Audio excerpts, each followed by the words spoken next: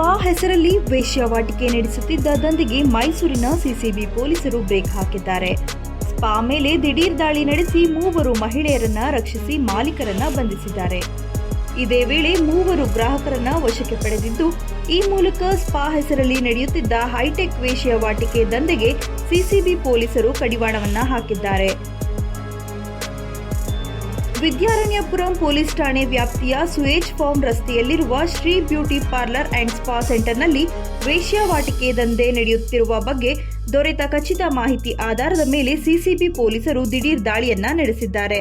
ಈ ವೇಳೆ 3 ಮಹಿಳೆಯರಿಗೆ ಹಣದ ಆಮಿಷ ತೋರಿಸಿ ವೇಶ್ಯಾವಾಟಿಕೆಗೆ ಬಳಸಿಕೊಳ್ಳುತ್ತಿದ್ದ ವಿಚಾರ ಬೆಳಕಿಗೆ ಬಂದಿದೆ. ಲಕ್ಷ್ಮಿ ಎಂಬುವವರ ಒಡೆತನದಲ್ಲಿ ಸ್ಪಾ ನಡೆಯುತ್ತಿದೆ.